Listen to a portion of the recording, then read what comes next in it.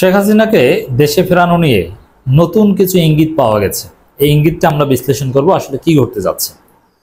এবং আওয়ামী লীগ নেতাকর্মীদের একটা পারসেপশন কিন্তু হয়েছে, আসলে দেশে যারা আওয়ামী লীগের লোকজন আছে তারা বুঝে গেছে শেখ হাসিনা কি করবেন বা কি ঘটতে যাচ্ছে। বাস্তব কথা হচ্ছে, শেখ হাসিনাকে যদি আপনারা বাংলাদেশের মাটিতে দেখেন, একজন অপরাধী হিসাবে তাকে ধরে আনা হবে, এর বাইরে কিছু না। শেখ হাসিনা স্বাভাবিকভাবে দেশে আসবেন, আর নেতাকর্মীরা মিছিল করে তাকে বরণ করবে, বর্ডারে আশেপাশে আছেন, চট করে যাতে ঢুকে যেতে পারে আর ঢুকে পড়বেন, আর নেতাকর্মীরা রাজপথে বেরিয়ে আসবে, এটা যে সম্ভব নয়, এটা ভালোভাবেই আওয়ামী লীগ নেতাকর্মীরা বুঝে গেছেন।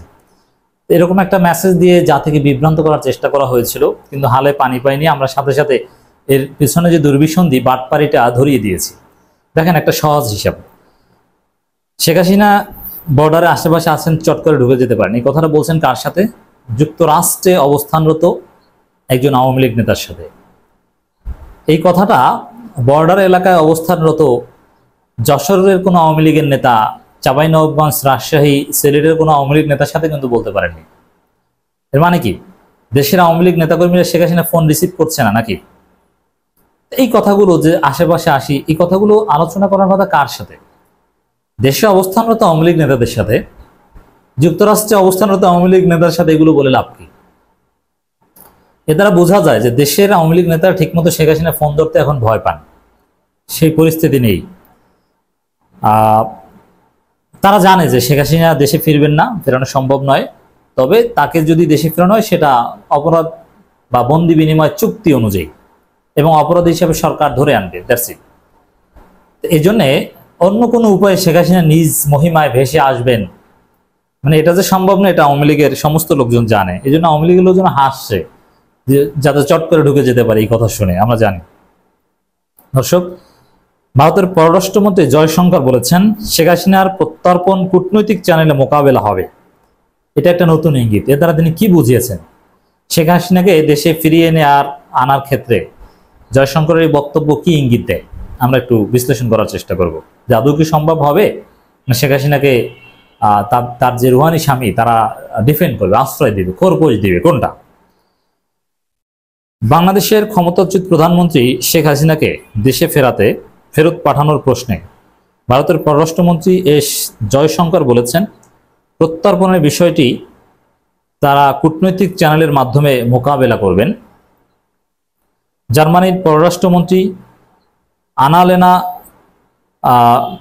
এর সঙ্গে বৈঠকের পর গত মঙ্গলবার বার্লিনে এক যৌথ সংবাদ সম্মেলনে জয়শঙ্কর কথা বলেন। এই যে কথাটা যে কূটনৈতিক চ্যানেলে মোকাবেলা করা হবে, এটার অনেক মিনিং রয়েছে। মানে এটা ঠিক ফেরত পাঠাবে কি পাঠাবে না, এটা বাংলাদেশ সরকারের সাথে আলাপ আলোচনা করে একটা সিদ্ধান্তে পৌঁছবে, এটা সরল অর্থ হচ্ছে এটা। তবে কূটনৈতিক চ্যানেলে মোকাবেলা করতে হবে, এই মোকাবেলার শব্দটা প্রমাণ করে যে শেখ হাসিনাকে দেশে ফেরত দিবে না। কেন দিবে না? এটা কূটনৈতিক চ্যানেলে বাংলাদেশি কনভিন্স করবে বা বলবে, এরকম একটা ইচ্ছা। এর মানে শেখ হাসিনাকে ভারত আশ্রয় দিবে বা রেখে দিবে, ফেরত পাঠাবে না, এবং সেটা বাংলাদেশ সরকারকে বোঝানোর চেষ্টা করবে যে কেন পাঠাবে না বা কেন পাঠানো উচিত নয়। এটাই জয়শঙ্কর বোঝাতে চেয়েছেন। সংবাদ সম্মেলনে এক সাংবাদিক ভারতে আশ্রয় নেওয়া বাংলাদেশের সাবেক প্রধানমন্ত্রী শেখ হাসিনাকে দেশে ফেরত পাঠানোর বিষয়ে প্রশ্ন করেন। প্রশ্নে সাংবাদিক বলেন, বাংলাদেশের কর্তৃপক্ষ বলছে তারা সাবেক প্রধানমন্ত্রী শেখ হাসিনাকে প্রত্যর্পণ চাইবে, ভারত কি এমন অনুরোধ বিবেচনা করবেন? দেখেন, এটা এখন পর্যন্ত জাস্ট থিওরিটিক্যাল লেভেলে আছে, কারণ শেখ হাসিনার বিরুদ্ধে ওই অর্থে গ্রেপ্তারি পরোয়ানা কিংবা তাকে ফিরিয়ে আনার আনুষ্ঠানিক উদ্যোগ কিছুই হয়নি। অথবা শেখ হাসিনার বিরুদ্ধে যখন সাজা হবে তখন তাকে ফিরিয়ে দেওয়ার বিষয়টার একটা নৈতিক দায়বদ্ধতা ভারতের উপর জোরালোভাবে এসে যায়। এখন পর্যন্ত কিন্তু এরকম হয়নি। এখন পর্যন্ত শেখ হাসিনার বিরুদ্ধে জাস্ট এলিগেশনস, প্রমাণিত হয়নি কিছু। তো এখন পর্যন্ত নৈতিকভাবে ভারত শেখ হাসিনাকে আশ্রয় দিলে তেমন কিছু বলার থাকে না, কিন্তু যখন তার বিরুদ্ধে অপরাধ প্রমাণিত হয়ে যাবে তখন ভারত ফেরত না দিলে তখন ভারতের ইমেজ আন্তর্জাতিকভাবে মারাত্মকভাবে প্রশ্নবিদ্ধ হবে। যদিও এই ন্যায় বিচারের স্বার্থেই হাসিনাকে ফেরত দেওয়া উচিত ভারতের, এটাও গণতন্ত্র বা ন্যায় বিচারের প্রতি কমিটমেন্টের একটা অংশ।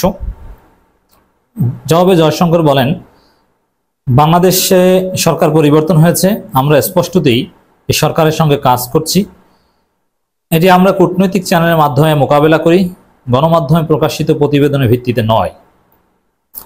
এর মানে গণমাধ্যম যে প্রশ্ন করছে এতে বিরক্ত জয়শঙ্কর, এটা কিন্তু একটা বিষয় স্পষ্ট।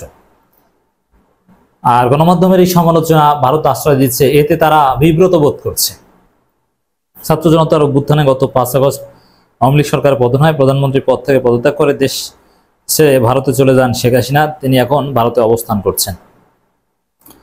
তো দর্শক, আমরা যদি সামারাইজ করি জয়শঙ্করের বক্তব্য, আমার এই আলোচনার কনক্লুশন দুইটা। আওয়ামী লীগের লোকজন জানে যে শেখ হাসিনার দেশে ফেরার কোনো সাহস নেই, কারণ দেশে ফিরলে যখন দেশে প্রবেশ করবেন ওই সময়টাই শেখ হাসিনার জীবনের শেষ সময়। বাংলাদেশের জনগণ তাকে রাখবে না, মানে জীবিত রাখবে না। এবং শেখ হাসিনাকে তার বাবার কাছে পাঠিয়ে দেওয়ার সাথে সাথে আরো শত শত আওয়ামী লীগ নেতাকেও তাদের আব্বার কাছে চলে যাওয়া লাগতে পারে। এই জন্য এটা ঘটবে না। আর শেখ হাসিনাকে ভারত ফেরত না দেওয়ার সম্ভাবনাই বেশি। জয়শঙ্করের বক্তব্য থেকে এই মোকাবেলা করা হবে, এই শব্দটার মাধ্যমে সেটা বোঝা যায়, সেই ইঙ্গিত পাওয়া যায়।